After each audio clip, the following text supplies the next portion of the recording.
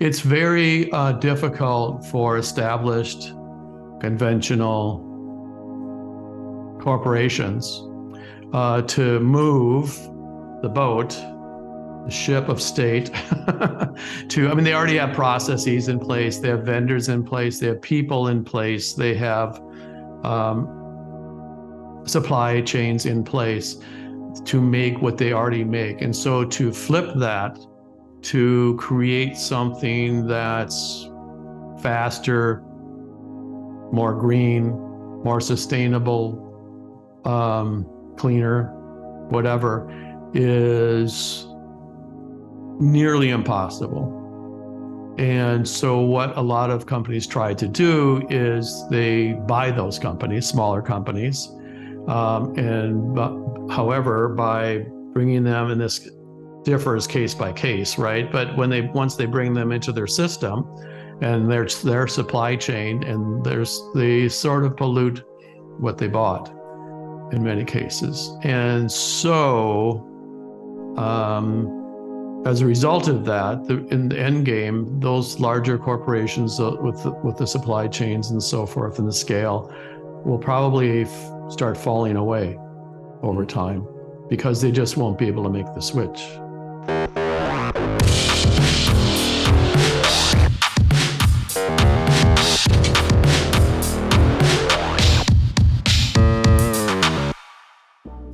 Hey everyone, it's Johnny here. Welcome to the Brand Master Flash podcast. Now, if you work in marketing, or you work in brand or design or brand building, we often hear the words tribe and community.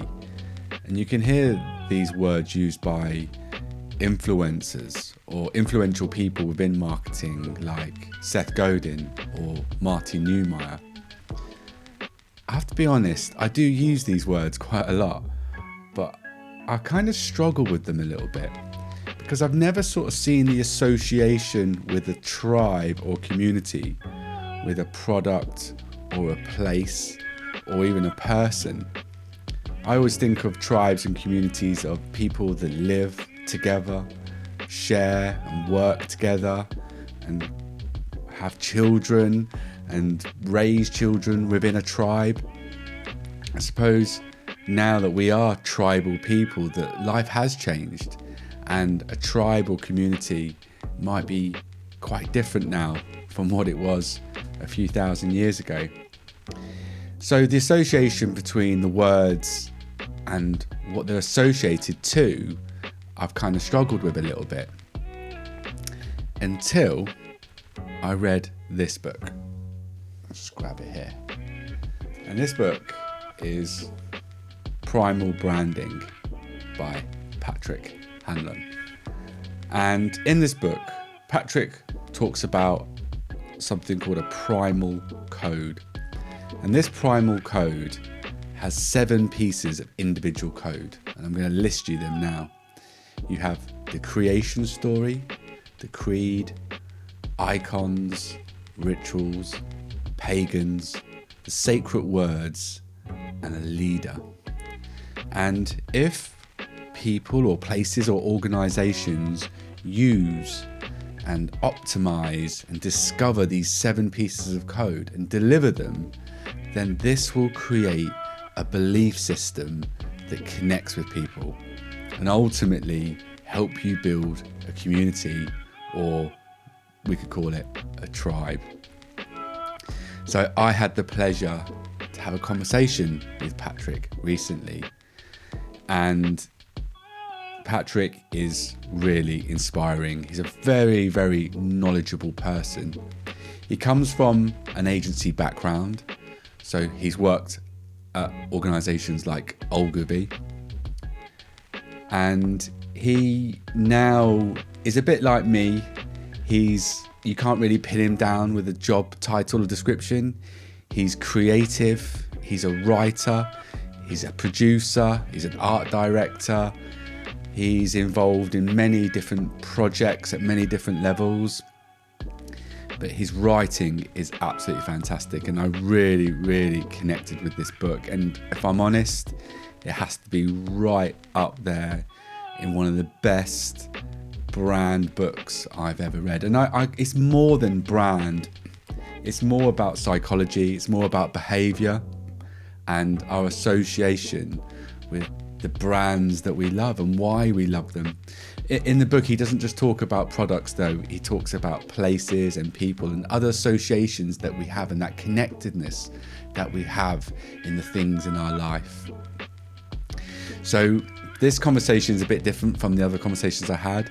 It was done over Zoom, and literally as soon as the Zoom opened up, we just started chatting. And there was no beginning to the conversation. And even after I said goodbye at the end of the conversation, or thank you, we continued to have a conversation. So I've kind of edited it together and stitched it together. So hopefully you'll kind of get the full conversation that we had when we spoke. So yeah, this is Patrick Hanlon, the author of Primal Branding. Enjoy. Yeah. It took me, I don't know, 50 years or something to realize that I was always a writer. I've been a writer since I was paid when I was 15 years old for some poems, and paid by a magazine. And, it's the last time I ever got paid for poems. But who gets paid for poems? No one. But but then it set me off on a writing jaunt, but I always loved design, and I always came up when I went into advertising, I would always do the heinous, absolutely asshole thing, which would be to lay out this is just the way I think. I would put down a square and then scribble in a headline up there, and that's the way I thought of. That's how I came up with headlines, right? And so I'd hand them to my art director partner, who would not appreciate it at all. And luckily, I had great art directors for almost all of my career. So not in the beginning, but afterwards and later on. And so, brilliant art directors, and I even did it with them. And but that was just the way my brain worked. And so I've always been interested in design, and I've always been interested in illustrations. And I started using illustrations back when we started in 2002, and by 2005, I think we put out our first, at the time, the company was called Thinktopia, the first Thinktopia poster, and which people used to steal off of walls, first of all, I would send it to them, they would frame it because they wanted to hang on to it, and then people would steal it off their walls, and literally. So yeah, very similar pursuits, I guess. I knew that you were going to be artistic just from the front cover from Primal Branding, because that's it's quite a ballsy. Yes. We have to discuss that. You sent me the baby shot, right? Yeah. Yeah. Brilliant. And how did you come up with that? Well, that was me just turning around, and she had the book. So I do all my reading. Seriously? Yeah, I do all my reading in the morning. That's even better. Yeah, and she's normally just rolling. She's 10 months old. She's normally rolling around and stuff like that. And I have my coffee, my book, and I tried to keep an eye on my 3 children who are normally causing havoc, and I'm doing it really badly. And it was actually Natalie that turned to the left, and she just had the book in her mouth. And she decided to take a photograph of it, and I was like, wow, that's wicked. And then uploaded it. I thought, well, I should tag you in, it's your book. And then you liked it and shared it, and I was dead stoked when you did that. Well, with your permission, I would like to use it again as a visual for a headline. Yeah, of course.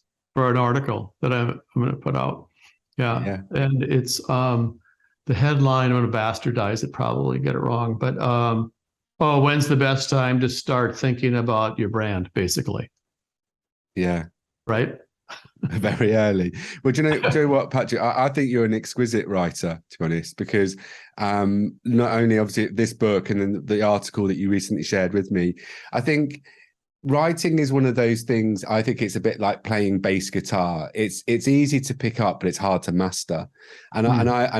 And when you mentioned, that your work at Ogilvy, I think there's definitely a really great traditional art form of this this transcendent, no, it's kind of like the bounce between great copy and great words and great art direction. And I feel like in today's marketing brand world, a little bit of that magic has been lost. You know, you are the one or the other. A lot of the designers that I work with, they're very, very visual. They don't really care about the words, and vice versa. And it was only till actually I watched Mad Men, and I don't know if it's a true representation of older, you know, agencies, but it was the energy and the focus and the importance of the relationship between words and pictures. And then that's why I mentioned the front cover of your book, because it is ballsy. And I love the fact that it's hand-drawn, and you don't see that very often. The format of the front cover of a book these days, it's quite formulaic, you know, big title, big name, and if you're lucky, you get a graphic. Where I like yours is it's all great, you know, it's all hand-drawn, it's all graphic, but then it has obviously the name of the book and the title. So yeah, props to the front cover of the book. Yeah, we got in CA for the poster, and the poster is here's the postcard, which is, you know, all these comments were scraped off of social media. And so I just had gathered together, you know, as they came in, some things that people had written or said or whatever. And so then when we decided when Simon and Schuster agreed to redo the book cover, which was, this is the old book cover, which was the scary book cover. And a friend told me that this cover sold despite itself, you know. The book sold despite the cover. And sorry, not enough coffee yet. And so when Simon and Schuster agreed to let me rebrand my branding book, as they said, I was excited about that. So we've used the scraped comments and all of that to throw on there. So that was fun. Yeah, and Martha Rich, who's a great, terrific illustrator in Philadelphia over here in the States, illustrated it. And she did hand draw it, and maybe you've seen those videos, but the stuff we put on social of her drawing it and the initial layout and all that kind of stuff. But Did you see a big difference in the sales of the book? Because that original cover is radically different from this one, isn't it? Yes. Yeah. I think there is a big difference in the sales. It may be due to the book cover, but I think that there's also a renewed or revived or repurposed sense for how important branding is, as much as some people try to lean away from it. And you know, in my head, our market was, I mean, the book was a bit ahead of its time, and the real ability to brand yourself or create brand communities, it really happened after the iPhone, right? And the interconnectivity between when you could connect with Google and Facebook and Instagram and all these things more or less simultaneously on your iPhone, that's when the real connectivity happened, and the real ability to create social communities also happened, which is apparently something I predicted in one form anyway. And so the looking at brands as belief systems just has been trying to get rid of the kludge works of this pancaking of different philosophies, if you will, about what a brand is and so forth, and try to scrape all those clean and start over again with a reliance not on advertising, because that's a bygone thing, right? When that is to say that the Mad Men era that you spoke of earlier, when clients really did work in partnership with the advertising agency to come up with this big idea, which then went over the pipes, which originally, of course, was newspaper, then went to radio, and then transitioned to television in the 50s, 60s. But the ability to send out a message on one station, right? The BBC in England, right? Is that accurate? Three, ABC, CBS, NBC in the United States. Once that dissipated with the advent of cable in the 80s and then social media today, splintered networks, the advertising itself went from being the big idea and clients actually working in partnership with the advertising agencies having the stakeholder responsibility of helping to shape that brand and brand voice and all that. Once that dissipated with all the splintered platforms that are out there today, it became just one of many. And so what we try to do now is to figure out what the strategic brand narrative is. Well, at the core, how do you brands? We look at brands as belief systems. What goes into a belief system?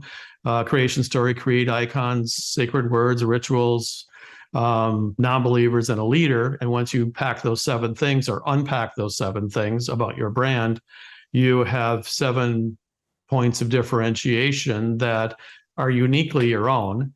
And then you communicate those across social, digital, and traditional media, including advertising, although advertising is a kind of a false start these days. Nobody watches it. We flee from it. We were always fleeing from it. When I was in advertising, we were trying to stop people from going to the bathroom or to the kitchen, right? And so you had to be breakthrough and steer them back to the TV. Well, today, that's not happening at all. So well, today you're trying to advertise people while they are in the bathroom. That's the key. Pretty much, yeah. And so the interest here is then to spread your messaging across all the different social, digital, and traditional channels. Traditional being, out of home, TV advertising, obviously, but out of home. PR, outdoor, I guess that's the same as out of home, but transit and all that kind of stuff. And so so that's what we do is, and that's what we want to do, because if you notice all the most powerful brands, they're in your face all the time, right? And even though you welcome them in, so the example I always give is Apple. If you're an Apple person, every day you hear about the new phone versus the old phone versus, a Galaxy, Samsung phone or whatever, Google or whatever it is. And you hear about the stock price and you hear about what Tim Cook is doing today. You hear about ITV, you still hear about Johnny Ives and what he's doing, right? And so, but because you're getting all these different inputs, stock price, design, product design, et cetera, personality, branding, and all that. You're an Apple person anyway, so you welcome it in. And so you're getting all this diverse information every day. But because we're members of that community, whether it's Apple or Red Bull or Nike or Disney, whoever it is, right? And so our challenge, I guess, is to try to make those feeds as interesting as possible. So over here, we follow 2 metrics. One of them is that people need to see you in 5 different places, over here in the US anyway, 5. It varies by country. Need to see you in 5 places before they are even aware that you exist. So before they can even say, yeah, I think I've heard of those guys. And so that's very important when you're launching new products or services. It's very important when you're regenerating your brand to appeal to a new marketplace, a new demographic or psychographic. And it's 5 in the US, it's 17 in Singapore. So you can imagine. And then the other metric is it takes 100 hours to make a friend. And so what this means is that that's a lot of tweets, right? And if you want to shape an experience or shape a relationship, that'll take 100 hours rather than a transaction. That will take 100 hours. And that's a lot of tweets. That's a lot of, you understand how important things like YouTube and TikTok become then. But the most important thing is it's not enough just to be on TikTok or Twitter or Facebook or Instagram or having influencers, et cetera. You need to be in at least 5 different places. And so that helps brand teams kind of figure out the dimension So either, what is that, 2D, 3D, 4D, whatever that is.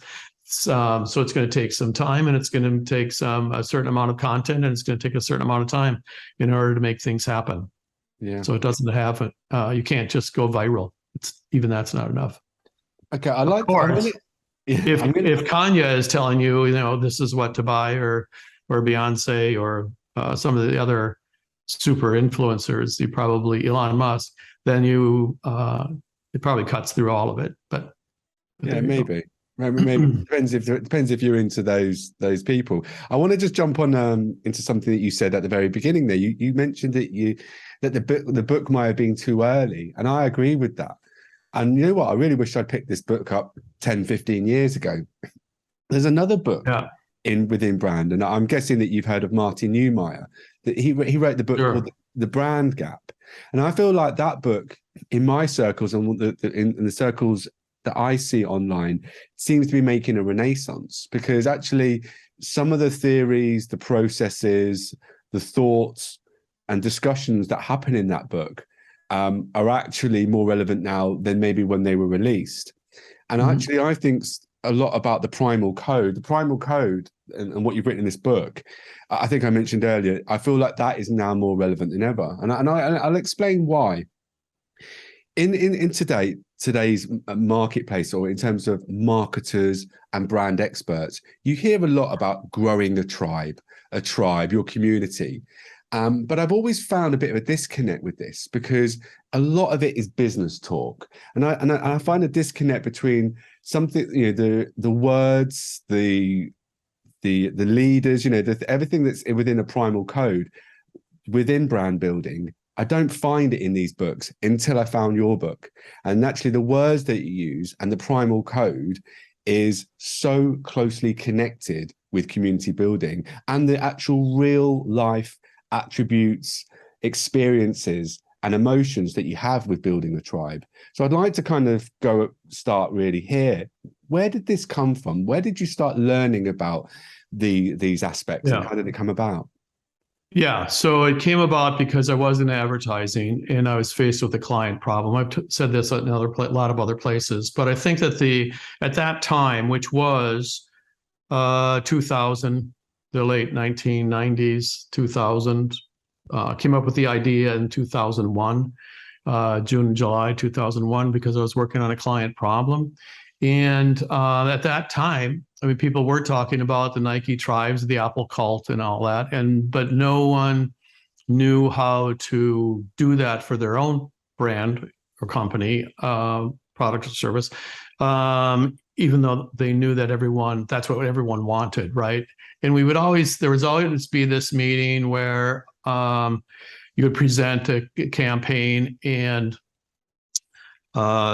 someone, it would be that last meeting before the trigger was pulled or the papers were signed, the campaign was approved. Was someone who pipe in with, well, Google, it doesn't advertise, and they seem to be doing, they're taking the world by fire, and Starbucks doesn't advertise, so why should we be spending 10, 20, $30 million on this advertising? Why don't we just do what they do? And so there'd be a huge, not only an elephant in the room, but a huge pause, and someone would come up with something, computers, tech, no one knows what they're doing anyway, and it's an anomaly. And for Google and for Starbucks, it was all about the experience or something, not about coffee. And so although it was about coffee also, obviously, but so no one really knew what to do. And I had some time to figure it out, and I did. And the client I was working on was Lego. I was one of a couple global creative directors, but because I had the opportunity of being able to go not only to Billund, Denmark, which is where headquarters for Lego is, but also to the headquarters in London, and also to Carlsbad, Legoland out in California, and all these different places, I probably, in hindsight, really had a better perspective on Lego than most of the people inside Lego did. And I just realized, or felt, I should say, didn't realize, I felt in my gut that there was something slightly off. And at the same time, someone from McKinsey, a consultant at McKinsey, was going through the spreadsheets and coming to the same conclusion to the point where he told the owners, the family, that they would be, if they kept on with the way where they were going, they'd be out of business in 2 years. And so that, sparked some interest from them. And I just created this construct, which, by the way, I feel has been around for thousands of years. And I just happened to come upon it. I had a video in the beginning that showed, where some people just show the sky, and where some people only see a mass of stars, some people, pick out the Big Dipper or Orion or whatever it is, right? And so I was just able to come up with this construct, basically while I was working in my garden in Connecticut, which is in the outskirts of New York City. Used to train in, commute in every day to Manhattan. And so I just was looking for what are why do we really care about some companies and their products and services like Nike, Apple, Starbucks, Google, et cetera, and Coca-Cola at the time, and not about others. And so I just started thinking about, well, what do they all have? Well, they all have a logo, obviously. They didn't all have a website back then, although they might have. I might be exaggerating there. But they all had a logo. They all had a story about how they got started.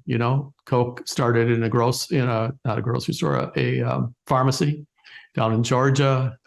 Google started in a dorm room. Facebook wasn't really around then, but they were still up in Boston at Harvard, but the sort of a dating site. But they also had a creation story and so forth. And they all had a creed, just do it, think different, et cetera. One of my buddies Craig Tanimoto came up with Think Different. So I knew about the backstory of that. And so they all had a creation story. They all had a creed. They all had icons. By the way, they also had rituals. The way you open up and drink a Coca-Cola to ordering at Starbucks is a ritual. At that time, Starbucks had famously flipped the ritual of having coffee in the morning, at home and then doing it at a Starbucks and paying 3 times as much for it, which people thought was insane, but was a deal. And then a big deal. And then they all had special words. I scrawny skinny decaf latte at Starbucks. iPhone wasn't around yet. Sorry, iMac, iPod, this, that, and the other. And then they all had non-believers. So I grew up in what we called the Burger Wars here in the States. The Burger Wars became the Cola Wars, became another kind of war, airline wars and stuff like that, fare wars. And so Pepsi versus Coca-Cola and all these things, Republicans versus Democrats. And there seemed to have to be having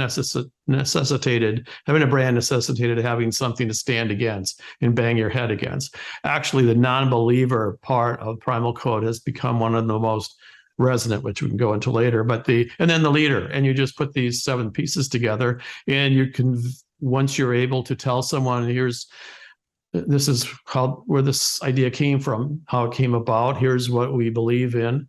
Here's what it's all about. Here's how it's us. Here's how you use it. Here's the way we're talking about it. Here's what we're not and never want to become, which is important, especially in large corporations where you have a multitude of products. You don't want the art in the brand architecture. You don't want one brand to be stepping into someone else's space, right? And then here's the team that's leading it. And if you're able to articulate that, both in sort of a matchbook cover version of a couple words, and then in the elevator version, you are able to then command what we call a strategic brand narrative, and which makes you totally unique unto yourself. So this gives you the freedom or the ability or the opportunity to not imitate your competitors or what not imitate what someone else has done successfully in another category and follow the herd like lemmings to TikTok, Twitter, YouTube, Super Bowl commercials, or NASCAR promotions, et cetera, et cetera. And do something that's unique and entirely your own. And so, yeah, and all of that was laying out there. And so advertising was not the most important thing, I realized, and maybe we were doing it wrong. I realized.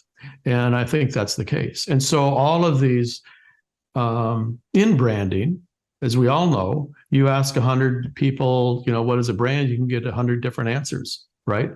And I think that and everyone comes up with, something, what is it, the power thing? What is it, your secret power? So what is your superpower? And all of these other things that they stack up, trying to figure out strategically, what you're all about, giving their own spin to it. And so it's all a pile of, it's just a pancaking of different things. So we have this, what I call the kludge works, of how to create a brand. And most of it's wrong. Most of it's very superficial. It's ironic, isn't it, that the word brand has an identity crisis? Because it really does. Oh, I love that. Yeah, it does. 99% of people just think it's a logo, and you spend... it's a logo. It's a logo on the website, right? When we talk to people about, oh, they've already done their branding. What did you do? Oh, we just redid our logo on the website. Yeah. Well. Yeah. Congratulations. Here. One thing about the way there. One thing about the Primal code that's interesting, and you said this is probably the most important piece of code, which is the pagans. And it's interesting that you talk about the pagans and the non-believers over the believers, because many people talk about brand, they talk about the community, the tribe, or the followers, the fans, those type of people. But you focus on the non-believers as the most important, and I really like that. No. I need to clarify that. There is no one thing that's the most important. You need to have all. It's the one thing is to have all 7 things, and so if you have all 7 things, you ping both the rational and the emotional parts of our brains that create this holistic sense of totality, if you will, completeness. That, oh yeah, these guys make sense. And if you make more sense than the people before you or the people after you, you win, right? They prefer you more. And so in preference creates sales. And so in the marketing world, that's the holy grail, right? And so what I intended to say, and I probably didn't articulate it right, is that the non-believers has been a very resonant thing, because if people are stuck, whether they're a startup who has pivoted so many times they've lost their way, or if you are an older brand who are stuck in their ways, maybe you can figure out where they need to be by saying, well, what about this over here? Oh, no, we would never do that. Well, what about over here? No, we don't like those guys. We don't want to be, we don't like them, but we don't want to be like them. Okay, fine. And so eventually you back people up into some place where you can get a fresh start. And the other thing is that if you can identify a group of people who don't want to eat meat, or don't want sugar, or don't want gas guzzling SUVs, or something else, you can open up a whole, virgin territory, a white space. You've just discovered a white space in the marketing arena, and you can start creating products that go after those huge markets that are unattended.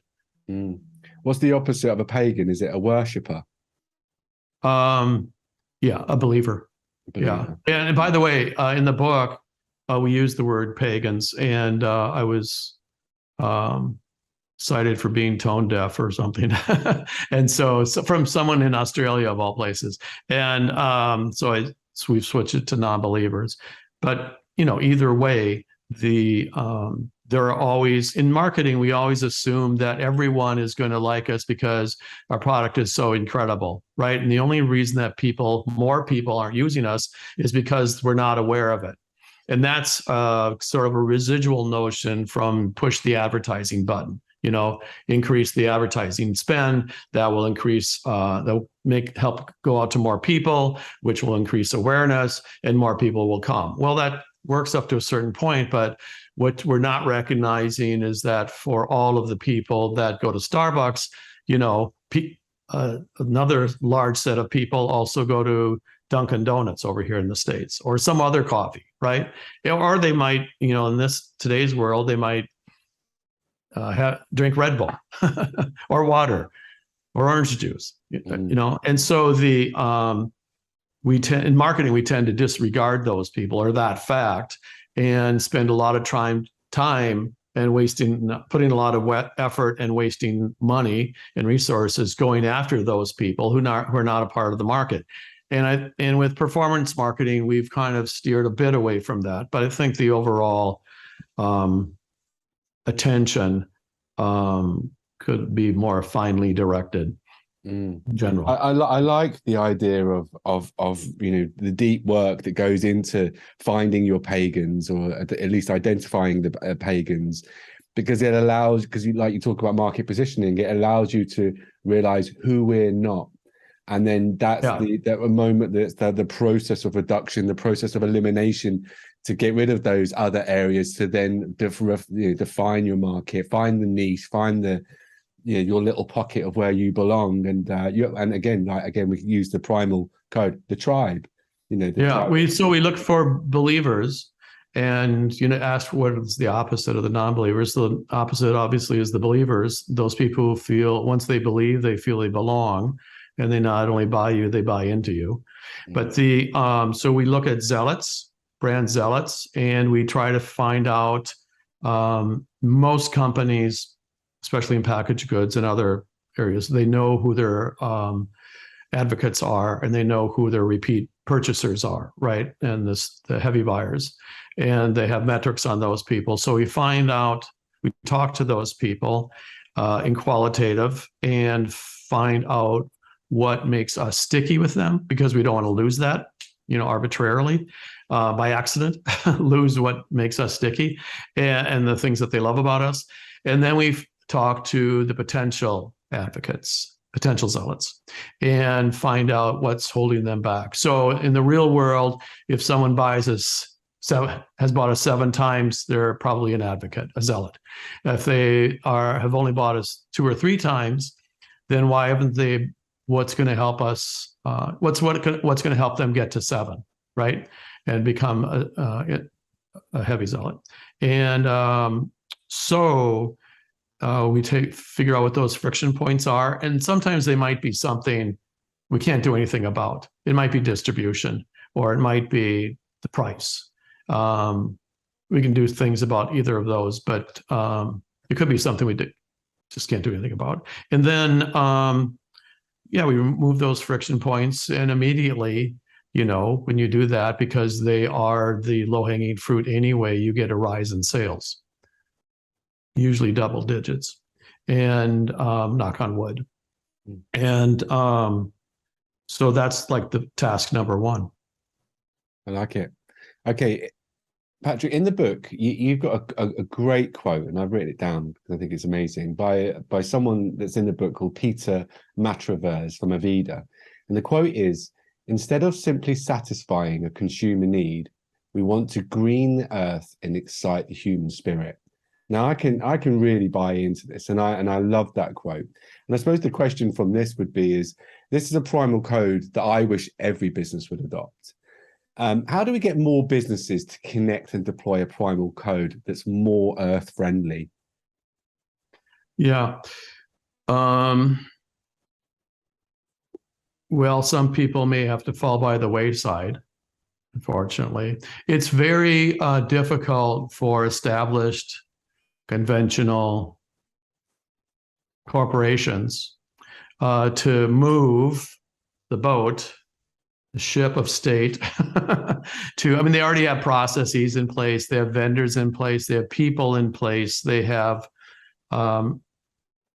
supply chains in place to make what they already make. And so to flip that to create something that's faster, more green, more sustainable, cleaner, whatever, is nearly impossible. And so what a lot of companies try to do is they buy those companies, smaller companies. However, by bringing them, and this differs case by case, right? But once they bring them into their system and their supply chain, and they sort of pollute what they bought in many cases. And so as a result of that, in the end game, those larger corporations with the supply chains and so forth and the scale will probably start falling away over time because they just won't be able to make the switch. It's interesting. I had a conversation a few weeks ago, and it came that it was pretty much the same question, and it was, how can businesses be more sustainable? And the word that comes up there, because of these huge, massive businesses, inertia. Like the oil tanker, it takes a long time to move. But inertia is what I was just describing. Yeah. The counter argument to that was the speed that people moved within the pandemic to innovate their products, to look at how they deliver their projects, their processes, everything. And if we can do that for a pandemic, then isn't there a case to say that businesses can look at their supply chains, they can look at the way they're circular design and they're thinking the way that they're producing their products and speed things up, yes, and hopefully that would be the case. However, I think that you're looking at two different sets of people. The first set, the people who are trying to be intentionally being sustainable, green, et cetera, are entrepreneurs. And inside the larger corporations, they're managers. And it's two different mindsets, probably two different, I don't know if it's two different skill sets, it's definitely two different mindsets. And because entrepreneurial, you are much more committed, intentional, proactive, possibly, depending on who you are and where you are, probably more where you are, what the culture is inside of the organization, right? Tends to be more proactive. Whereas if you're managing, you are not really paid to be proactive and entrepreneurial. You're paid to keep things going. So I mean, you have Unilever over there, which is a classic case, I think, of a company that's been a large company set in its ways, if you will, and who's been trying to buy up smaller companies and leaning on oil of Olay for the last 20 years, 30 years, as its nod to a lot of things. But is the big companies buying out the smaller companies, is that in the ways to learn and not have knowledge transfer of these the small organizations so they can adopt it within their organization? Or they're using these smaller organizations to offset the bad things that they're doing within the larger organization? What's the meaning behind buying the smaller, more sustainable? I think it's going to vary case by case, right? But hopefully it's both. Hopefully they try to learn something from the smaller organization. But in general, I would say that look at the typical deal. The founders get bought out. They stay, 2, 3, whatever years to help make a transition. And then they get the distribution and fall into the systems and the patterns of the larger, basically become usurped by the larger, gobbled up by the larger corporation and their ways and means, right? Yeah. And so, the Haagen-Dazs that existed in the 90s no longer exists today, for example. Because the Ben and Jerry's is going through the same thing, it sounds like. So So is there any entrepreneurs or businesses out there that you're aware of or you're working with that are inspiring you? Who are the companies that you think are leading the way? And it doesn't have to be from an environmental point of view. I'm just thinking from a creativity and innovation point of view. Yeah. So one of our great clients is called Sunrise Banks. They're a local bank in Minneapolis, St. Paul. They were just put on the list of brands that matter this week in Fast Company. The reason that they are a brand that matters is that they have been, since the 1970s, what happened over here in the States is that the governments, local governments and banks got together and kind of redline districts that they did not want to invest in. Typically those redline districts were so-called minority areas.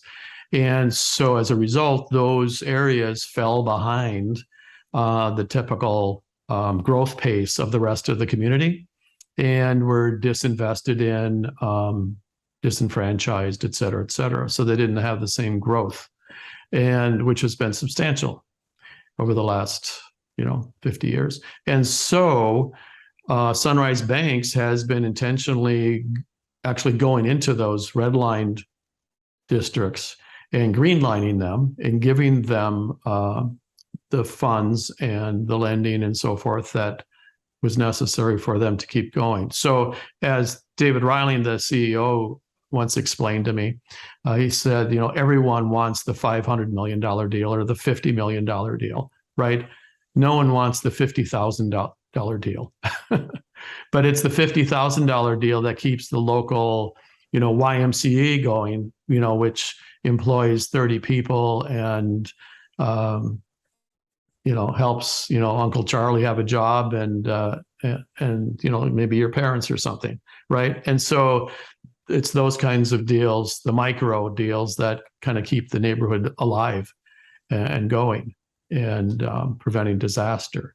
And so I would say that's so in the financial world, they are also, the other thing is payday lending, which I don't know if you have an equivalent over there, but the payday lending is when you don't have enough money to make ends meet. And so you go to a person and get some cash, but the rates, you could ask for $100 and have to pay back $200 just to make things simple. And so that doesn't work, right? And so they've been helping those things go away through fintech and also credit scores. So helping them establish good credit, they've been working on. So over the last 5 to 10 years. And so, fintech's shorter. So fintech's come along, in the last 5 years or so, since PayPal. So, they've been doing that. So that's one thing in the financial sector. In another sector, Aurora Solar is a SaaS company out in Silicon Valley. When we started working with them, they just gotten $25 million in funding. And what they do is it's a standard Silicon Valley success story. It should be in a book. 2 guys at Stanford, they met at a party. They both wanted to do something good. They went to Nairobi, installed solar on a school in Nairobi. And if you can imagine installing solar on a hot Kenyan under the African sun, they said, fuck this, there's got to be a better way. So they went back to Stanford and they figured out a better way. So now what you do is you go on a Google satellite, you give them your address, they go on Google satellite, they know exactly where your house is, they can see the roof of your house, they can measure it through, tech, and they can not only measure the roof, they can measure the declination of the sun 365 days a year. They can design, how the solar tiles go on the roof, all in about 20 minutes. And so this is a SaaS system for builders and installers. So it's no more what they call chuck on a truck, where the guy comes out with a ladder and climbs at the top of the roof and, flings the tape measure across the top of the roof, et cetera, et cetera. So they now have, at the start of 25 million investing when in 2020. So we worked with them 2 years ago at the start of the pandemic. And now in January, I think they got another $350 million. So they're on their way to becoming a Silicon Valley unicorn. They will work with Elon Musk's and cousins and this Elon's solar company and stuff like that. So, yeah. But so those are two that are doing good. and off the top of my head. And but we also get in the nitty gritty of B2B and people who put machines together and so forth. So it's really interesting about the organizations you mentioned it, because, well, first things first, they're doing great things for people and for the planet. And actually, so that's one area of the Venn diagram that I think is a core element, especially in today's world. But they've also got really great products and services, really, really good, that mean something, that matter, that actually people need and people want. And I think if you think of a Venn diagram, if you have a great product, if you can do something that the world needs, but then if you add then the primal branding or the primal code on top of that, that's when you can then do incredible things. So it's kind of like the pre stage before the primal code is, I suppose you've got to have a great product. You know, the primal code doesn't work unless you're offering something that people need and people want. Would you agree on that? I think that it helps great products or great services succeed faster.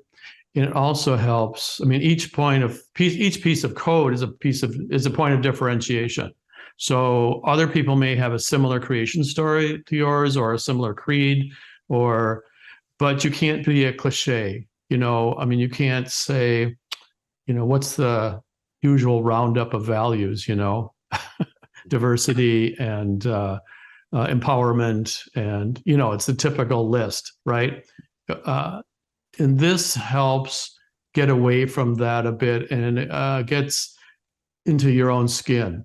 And so it's just like when you're being a person, you know, you're a little bit like everyone else, but you're different. You have your own individuality. And by the way, you know, I have to mention that, you know, when we're born, we're anointed with a name, and then we are told that we're a brother, a sister, cousin, grandchild, whatever, brother, sister. Did I say that? And then we are told where we live, you know, and here's your bed, here's your room. We live in this house on this block, this neighborhood, this city, this country, this planet. And then we go to school and we're told what we're good at and what we're not good at, what we're bad at. And we wrap all these stories around us. And we do the same things with products, we wrap stories around them. We tell how they were born. We're told, you know, how they behave, et cetera, et cetera. And and that's the same thing we do with products and services. And so when you look at it like that, it gives you a different perspective, I think. I always ask people, you know, think of your brand as a place. You know, I mean, we have Nike Town, obviously, but if Apple was a neighborhood, what would it look like? You know, it would be, I think, very white. Probably everyone has earpods in their ears. They're listening to music. It's well lit, let's put it that way. Maybe a little bit green and park-like setting. Probably looks a lot like the Apple campus. But and the same thing with Nike. You know, everyone would be fit and they'd be dressed up in Lycra and earbuds in their ears and probably listening to the same songs, but they'd all be fit, et cetera, et cetera. So you can, if you think about your brand that way, it gives you a different sensibility sometimes of what we're all about. I like that. I'm going to do that for Seed. I'm going to think, what if Seed was a town, what it would look like. Yeah. I'd like to think we'd have a good night out, Patrick, in Seed Town. We'd have a few beers, hopefully. I've got some quick fire questions for you. They're not quick. They often give the longest answers, but I've got a few, but I'm going to give you a couple because I'm respectful. I hate this part. Yeah. Well, let's see how you get along. Okay, I'm gonna ask this question because I always ask it, and it's kind of like almost part of the show now. So I'm just gonna go for it. But what's the most important thing that you've learned in the past 12 months? Well, probably what I just described to you. I mean, just that relationship between being anointed, given a name when you're born, and told, who you are and what you're good at and not so good at. Because I think that a lot of our problems as human beings could be attributed to those stories, and divesting ourselves of some of those stories, especially what we're bad at. And is that kind of focused towards the schooling system, or parenting, parenting, schooling? Yeah, I think so. Yes. Okay. And so I think that that's the within the last 12 to 18 months, that's one of the key revelations. So okay. Your best mentor? Oh, that's hard. I've had a lot of great mentors, but I would say Carl Jung, probably. Okay. Dead mentor. Can you have a dead mentor? You can have a dead mentor, yeah. I guess the living mentor would be Dean Odegaard, who was my teacher, my English teacher when I was a junior in high school. Okay. And your toughest decision? Because he told me that I was a good writer, and no one had told me I was good at anything before that. And so and he also taught me how to play a C chord. Okay, well, it says on that occasion it worked to advantage being told what you were good at then. Yeah, I think so. Yeah, in my case. It did. Okay. And your toughest decision? Oh, it's probably starting my own company. But it was the best decision. And it's the right decision. And I've been thinking about this a lot lately. And here in the States, I'm not exact. I think it's somewhat the same in England because we're sort of cousins. But the United States is, I'll just go out on a limb and say, it's probably the only country in the world where you are encouraged to go out on your own and start your own thing. And the land of riches and Yankee ingenuity and all that kind of stuff tells us to you that you are better off here by going off on your own. Yet the paradox is that we're trained to get jobs, start careers, build a family, etc. And so there's those two diametrically opposed things right there. But a lot of immigrants, from Elon Musk to whoever, Jeff Bezos or Steve Jobs, children of immigrants, come, and it's a land of riches, right? And they take advantage of it. And you see that so many times when people come over to the States, and you lose that. I mean, I don't know how long it takes, a couple of generations maybe before all you want to do is look for a job. But I think it's the imperative here to no one owes you a job. You owe it to yourself to figure out how to do it on your own. We don't celebrate entrepreneurship in this country enough. We especially don't educate young people about it and why and how they can do it and guide them. It's like, I think a lot of people land in running their own business and then they kind of just have to navigate their way through it. I think we need new business people. We need new businesses. And I don't think we encourage it enough. Patrick, I'm going to let you choose the last subject for the end of this conversation, because we're running out of time. Okay. These are the three subjects that you can choose from. We've got climate, we've got UK politics, or we've got purpose. You can choose one of those subject areas. Okay. Climate. Okay, climate. Okay, cool. So we touched on this actually a little bit earlier. And I actually believe from conversations that I'm having with people that I believe that the climate change now is more of a psychological problem than an environmental problem. And I'll explain that. And the reason being that we've got the science, we're working on the technology, we do know how to navigate out of this. But the biggest challenge we've got is behavior. and changing the way that people think about their lives, about the way that they behave, they travel, they eat, the way they clothe themselves. That's the biggest challenge we have here. Now, is there a way that we can use, say, the Primal Code to try and create better communities, to create better education, to help instigate and motivate positive change? Yeah, I think we made a mistake back in the 60s, back when we created Earth Day. And we were talking about, because the narrative there was, let's save the animals. Someday the ice caps are going to melt and the poor polar bears. And hidden behind that was the fact that we should be saving ourselves. So I think 50 years ago, I think it was 50 years, the first Earth Day, right? If we had flexed that narrative to say we need to save ourselves, we'd be in a much different position than we are today, I think, because everything is tied to petrochemicals, and from making plastics, making iPhones to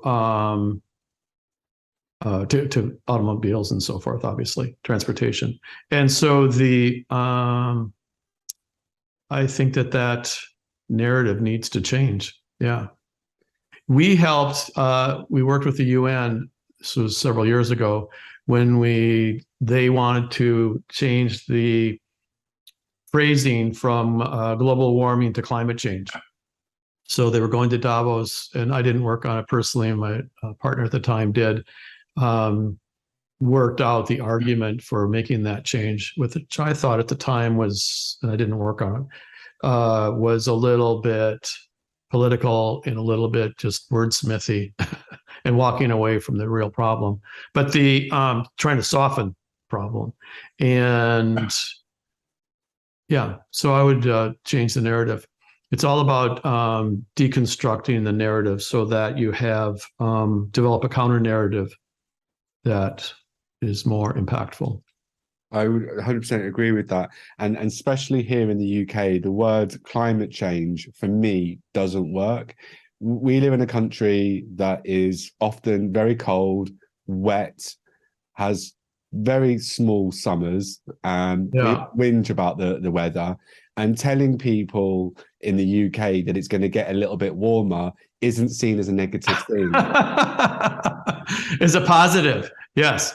Yeah. I know. I was there in June on a shoot at the James Bond studio. What's it called? Yeah. Pinewood. Pinewood. Thank you. And Cubby Broccoli was there and everything. So it was a while ago, but it rained the entire month of June. When the sun would peek out from the clouds, for that 15 minutes, everyone would run out to the lawn to look. And I think it's knowledge poverty. That's what we have in this country. And I'm guessing in the US, it's similar. Knowledge poverty. It goes back to education. We're not educating people why this is it's the biggest challenge of our lifetime. It's the war of our lifetime. And it's not taken seriously because it's not delivered. The media don't deliver it seriously. There's no good communications around it. And I feel that we do need to rewrite the narrative. And climate change as a global phrase or saying, it may be something that we all understand, that we know what it is attached to, but actually what it means in terms of our daily lives, in terms of economics, in terms of food, in terms of health, no one really knows or understands it, and because it's not delivered to them in a clear way. So there's a lot of deep work that needs to be done there. Yeah, the language is not simple enough for people to understand. I mean, it's relegated to scientific terminology, if you will. That is, and someone over in Britain did a great study about that. I thought that about the words and how the words.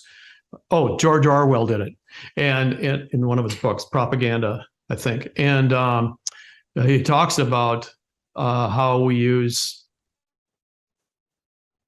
college-educated, if you will, highfalutin words when no one understands what those words are. So we're speaking above people's heads. talking over them and not saying the simple fact, like the world is dying or something, and so so it escapes people. I had a conversation. And then you have people gluing themselves to, what was it, a Vermeer last week or this week? Today, Yeah. well, another one today. Oh, really? Yeah, Yeah. Great. Yeah. What is that for? I don't get it. So, anyway, so tell me, where were you born? I was born in a town. It's not a town. I suppose it's a small city called Blackburn, north of Manchester. I lived there till I was 4, and then I was actually brought up in the county of Surrey, which is directly below London, and I lived there till I was 19, and then I moved here to Leicester. And then where'd you go to college? Here in Leicester. I came to uni here and I stayed here. Did you go to a regular college, or did you go to an art school, or? It was a university when I went there, but I don't think it'd been a university that long. It's called the Montfort University, and I studied multimedia design management. Oh, cool. And then how many kids do you have? 3. Ages? 10 months, 3, and 5. Oh, great. And then good. And then so when did you start Seed? So Seed was started in 2010. It was at the end of. So 2010. is Seed your company? It is my company, yeah. Okay. In 2010? Yeah. Yeah. Cool. So it started from 3 businesses that got merged together. One of them was like the zine that we talked about earlier. Yeah. It was like an arts publication. It looked like a zine. A design company, which was just doing basic graphic design and websites, and a media company that was doing video.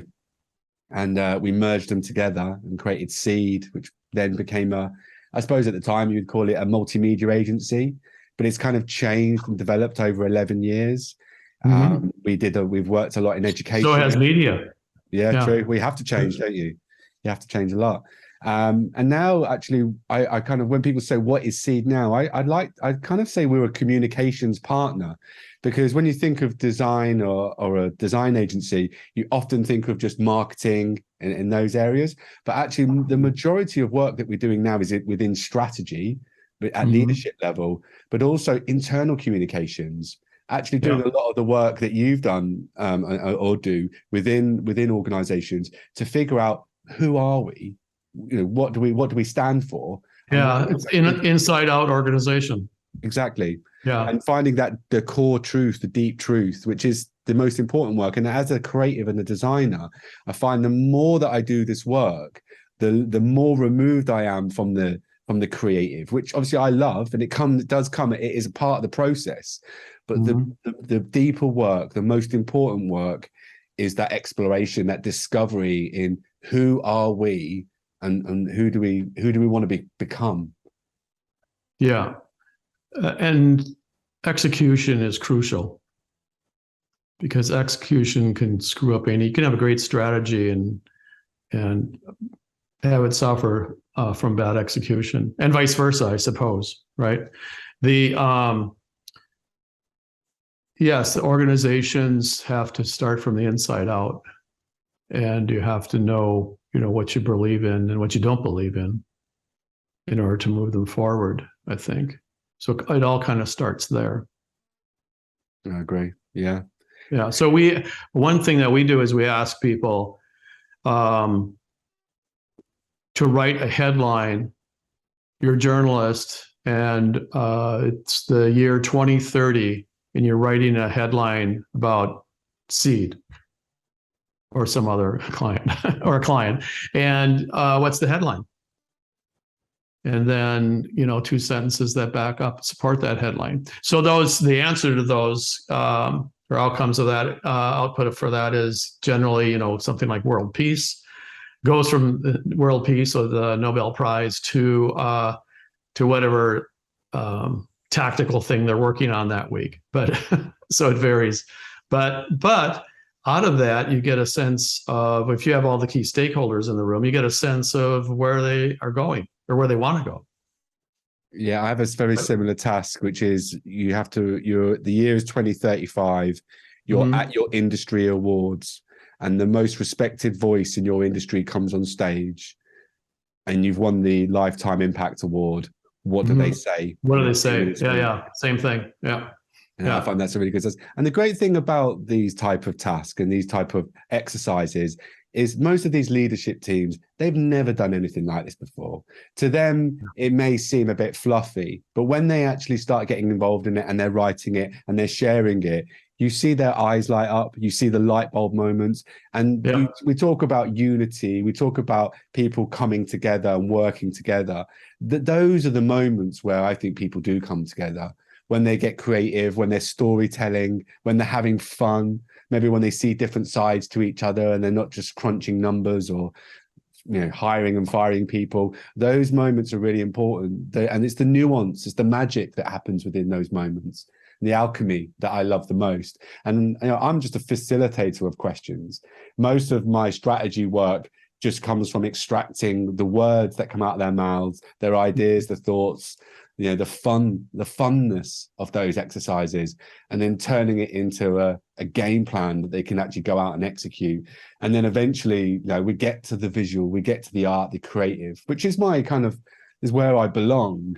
But that art and creative is so much more meaningful, it's so much more impactful when that exploratory work is being done in those rooms. Yeah, absolutely. Yeah. I mean, we find that in most organizations, those people have not gotten together in the same room for anything, right? And HR, we get HR and finance and the chief operating officer, CEO, CMO, CBO, all of them, CTO, all together in the same room, and they're never in the same room together. They used to be together for the holiday party, but they don't have holiday parties anymore, right? Or the company picnic in the summer. But so when they're all working together, talking through how do we get started? What do we believe in? What don't we believe in? Those are big questions. And once you get kind of it might not be a consensus, but some articulation of what they're all about. Everyone who's present in those sessions walks out of the room somehow transformed but also bonded, more importantly, bonded together. Yeah. And then some people quit. yeah, you do. Yeah, because they don't want to be a part of that. And so that's interesting too. But yeah, and sometimes it needs those conversations. Yeah, sometimes you need those conversations for the again, I keep mentioning the core truth. The truth needs to come out. And if you've got people aligned together that are focused on the path that they want to take, if someone doesn't want to be part of that path and that path doesn't work for them, then that is a good time to bow out. So I think that's a useful task. Patrick, it's not really core truth, though. I think it's core belief. Core belief, yeah. Yeah. Well, what's the question that you wanted us to get to that we never got to? Oh, you know what? I'm glad that we dodged UK politics, because it would have just ruined my weekend anyway. That you may know that we've got a big problem in this country with UK politics, and what I wonder, and I don't know if you have the answer to this. I don't know that there is an answer to this, but do you think that if the Queen hadn't died, that she would still be in office? What Liz Truss we're talking about? I know. I think she would have gone. Oh, okay. I think she would have gone. Yeah, I think there's a saying in sport: once you've lost the bench, you basically, as a manager, you're over. Basically, she'd lost the bench. She'd lost her believers. She didn't have any. I don't know if she had any believers, but it's interesting, and I'll carry on recording because this might. But I actually feel in UK politics there is no primal code. If we go to like the creation story, our creation story in UK politics is hundreds and hundreds of years old. Although important, not relevant today. There is no creed, because we have two political parties that don't believe the same thing. And actually, even within the parties themselves, the parties don't believe it, and the people around them don't believe it. The icons don't associate with anyone or don't connect with anyone. The rituals are old and outdated, and again are polarized in terms of who you vote for. The sacred words are lies, which no one's going to believe in. And we've had 3 leaders in 6 weeks. So the primal code doesn't work. But if we were to look at US politics, if we were to look at Barack Obama, and I don't know your political stance, but from an outsider looking in, I felt like he nailed all the pieces of code. Yeah, because he was really the high watermark of the last 20 years anyway, for sure. Yeah, if you look, I listened, I read his story, The Promised Land, not that long ago, and you can go through the creation story, create icons and everything about him, and he nailed it. Either consciously or unconsciously, he nailed it. And I feel like UK politics is just missing that completely. Yeah. So maybe that's another conversation for another day. I don't know. That's the article I sent you, wasn't it, about what's going on out in the world today? Great article, really great article, and there's a book there. There's a book there, and just that article, and you nailed everything, from food to lifestyle to education. You talk about all the pillars of society, where we are and where we need to be. I think there's another book there. It's amazing. I think it was a really great article. Oh, thanks. Yeah, what's happening today, I started writing about, or I saw in 2006, I looked at the year 2000 census, US Census, and it said in the census that by 2025, Blacks, Hispanics, and Asians would be more populous than whites and Caucasians. And I thought to myself, well, that's not going to go over very well. No. Right? The minorities become the majority. And so that's been, I assume everyone else read the census also. In terms of the government and legislators and so forth, but crazy. Well, I live in Leicester, and we've non-white the non-white population have been the majority for decades now, and that's one of the reasons why I live here, because one, it's a great representation of that a multicultural society can work, and the fruits that come from multiculturalism, that I think mixed cultures, and that we share festivals, we share food. Like I think kind of the article or the book, you talk about the language, the culture, that language is a culture, and it does bind us together. It's from the article, and I thought that was a great piece of writing. Thank you. If you read, I don't know, are you familiar with Moby Dick, the book? I know the book. I've never read it. Yeah. Well, anyway, if you open up just in the first chapter, the guy goes on a walk. He's walking through Manhattan, and he names off all the different people from all over the world, because in that era, I think this is accurate. The United States had the largest shipping fleet in the world. It was the most active anyway in the world. And England had the largest fleet, or army, or navy, or whatever, navy. But the Yankees and the Yankee ships, were going to China and Africa and everywhere. And and so you had this hodgepodge, of all these different nationalities in New York City in the 20s, 30s, when Herman Melville wrote that. And and it's always been that way. If you look at the crossroads of the world, if you look at New York, Bristol here in the UK, Morocco, these were all crossroads because they were shipping ports, and they would share obviously the markets of spices and the trade routes. They're the most beautiful places in the world. The most incredible people, rich and diverse in culture and different and color and creed. That I think that's where the beauty is. You have, as a culture, when you have all of these different inputs, it is so stimulating, as opposed to a homogenous place without all those stimulants. Less stimulating, less lively. literally. And I think that diversity and interactivity and connection with other cultures is what makes the world go around, really. Yeah. And that was what the Renaissance was all about, right? You had this monastic middle period called the Dark Ages, and then all of a sudden the inputs started coming back again from China and elsewhere, and there you go, Renaissance.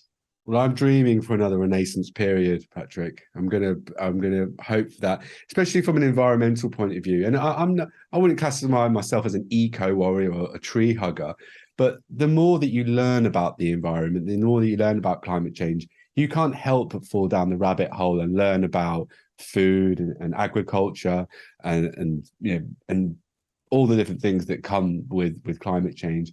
And I think that may be part of why I was a bit poorly recently. You know, I had pneumonia, but actually it came from being run down. And I think I'm run down because I've got a lot going on up here and thinking about a lot of things, family and work. But I do think about the planet a lot. And I'm really interested in this. I'll send you a talk I did in Birmingham recently. It's a half an hour talk.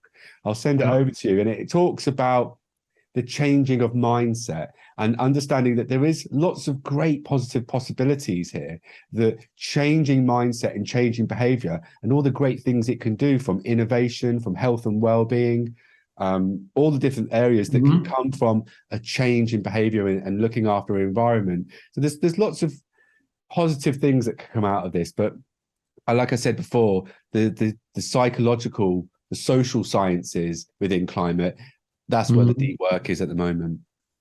Patrick, for anyone that's listening to this conversation, then where can they find out more about you in your work and get in contact?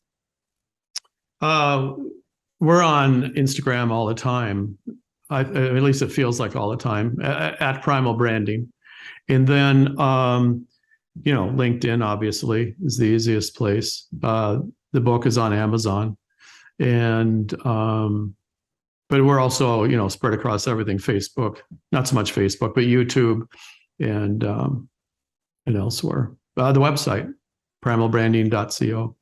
Amazing. And I said it at the beginning of the conversation. I think this is an important piece of work, and I'm going to be an advocate for you, and I'm going to champion this book because, do you know what? Thanks, Johnny. Book, I'll be honest with you, the longer it takes me to read a book, the more important it is to me, because it's one of those books where every single page is just packed full of stuff, takeaways, things that you can go on. And it's one of those books where you can see, look at the state of it, where I've been dog-earing it, that you'll read a page or read a couple of pages, go back a page, have to stop reading it because I need to think about it. I need to reflect on that page and go back to it. So yeah, the longer it takes me to read a book, the more important it is to me. And I'll tell you what, this took a long time to read. I don't know if I should be happy or apologize, but well, just be happy. Yeah. It's great. No, yeah, I guess I'll be happy. It's great work. And again, I wish I'd picked it up years ago. Thanks, so, yeah, I'll keep shouting about it. But yeah, thank you for your time. Appreciate it. Oh, absolutely. Yeah, have a great weekend. And thanks for putting us together. Appreciate it. I hope you enjoyed that conversation. I could have just spoke to Patrick for hours and hours. I think I had about 40 questions or something to ask, and I didn't even get past question 2 or 3. The conversation just naturally progressed and went into lots of different areas, and we talked about loads of things. And that's the best type of conversation. I don't like to call it an interview. It is a conversation. And it's made me rethink everything about brand and branding and brand building and this deep connection that we have with each other and communities and the things that we love and the things that we care about. As most of my conversations now, you can see that I connect everything with people and planet, because that's really important to me. It's something that I'm trying to understand, how I can use my skills and my creative skills in brand and brand building and use them to help towards the protection of people and the planet. And you'll probably hear that in most of my conversations now, that association between creativity and planet and climate. So if you do like these conversations that I'm having. If you like my content, please like and share it. Please subscribe to the channel that you're listening to this or watching this. If you think anyone else might find use in these conversations and you think it's important for them to hear it or watch it, please do share it with them. But as always, be useful, be kind, and I'll see you all soon. Bye-bye.